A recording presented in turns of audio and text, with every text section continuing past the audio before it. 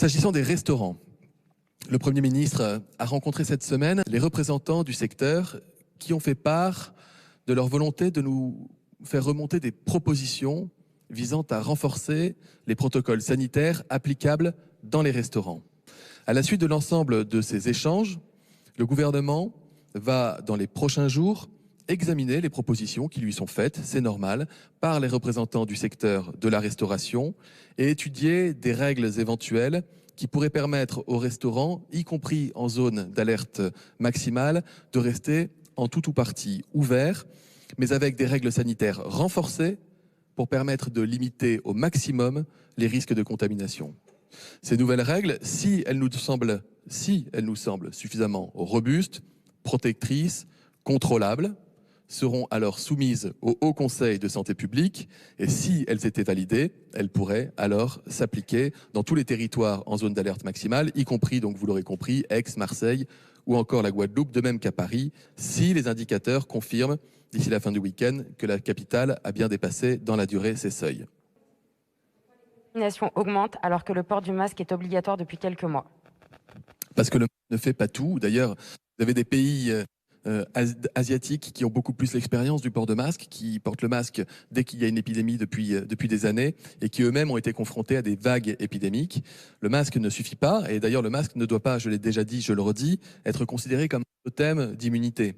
Si on porte un masque mais qu'on ne fait pas attention à ses mains ou si on porte un masque au travail qu'on l'enlève quand on est chez soi, eh bien, on peut être contaminé. Et beaucoup de contaminations se font, je le redis, en milieu familial, lors d'événements festifs, chez soi, ou dans les bars, ou dans la rue, raison pour laquelle il faut rester vigilant tout le temps. Au Canada, à Montréal et Québec, il a été décidé d'interdire les invitations à domicile de proches, de membres de la famille, d'amis aussi. Est-ce que c'est quelque chose qui est envisageable, envisagé même en France? Quand vous l'avez rappelé aujourd'hui, les contaminations en sphère privée se font surtout en sphère privée dans le milieu familial. La France est le pays des libertés fondamentales.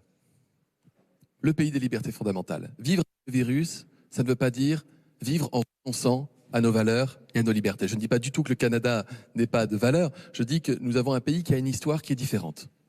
Par exemple, il y a certains pays qui obligent les personnes à être chez elles lorsqu'elles sont cas contact, avec des contrôles, des amendes et parfois même des peines de prison. Ça existe dans certains pays. Ce n'est pas le choix que nous avons fait en France et d'ailleurs dans la plupart des pays européens, parce que nous fonctionnons sur la confiance, sur l'accompagnement, sur l'écoute. Quelqu'un qui est cas contact et qui est mis en septaine chez lui, par exemple, va être contacté plusieurs fois par l'assurance maladie, par l'ARS ou par son médecin, pour s'assurer qu'il ne manque de rien et que tout va bien. De la même manière, mon discours, il est de dire « faites attention, faites gaffe chez vous ». Réduisez les contacts. N'invitez pas 20 copains à faire la fête parce qu'on ne peut plus sortir dans les bars. Ça n'aurait aucun sens.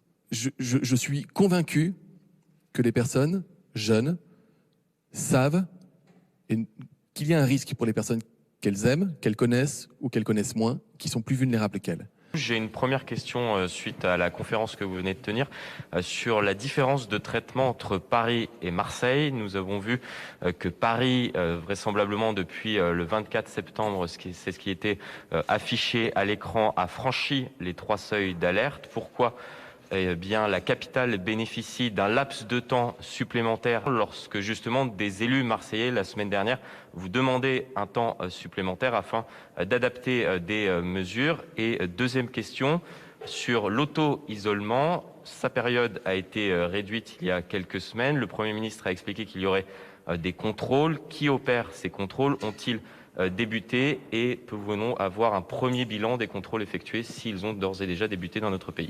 Merci.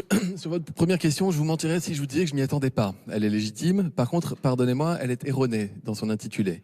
Non, les seuils ont été franchis en termes d'incidence personnes âgées et de taux d'occupation des réanimations dans les dernières 24 heures. Dans les dernières 24 heures. Pas le 24 septembre. Sans quoi nous aurions basculé Paris la semaine dernière en même temps que Marseille. Il n'y a pas de traitement différencié. Sur les mesures de contrôle, je le disais, nous n'avons pas de contraintes législatives pour que les gens qui sont invités à rester chez eux le restent. En revanche, nous multiplions les appels, les contacts, les SMS, les ARS le font, l'assurance maladie, les médecins le font. Il y a également des enquêtes d'opinion qui portent sur la capacité des Français à adhérer à cette septaine. J'ai 2 questions en une. Alors pour revenir sur Marseille, les élus marseillais ont envoyé une lettre lettre il y a quelques minutes pour demander la rouverture des bars à Marseille dès ce week-end. Dans leur lettre, ils expliquent que le taux d'incidence à Marseille est passé en dessous de 250 alors qu'il est aujourd'hui de 297 à Lille. Nous savons que vous avez une visioconférence avec eux dès demain midi. Est-ce que dans cette réunion demain midi, il sera question des mesures plus drastiques que pourraient prendre les restaurateurs et donc une rouverture possible pour ce week-end à Marseille et à Aix comme les élus le demandent?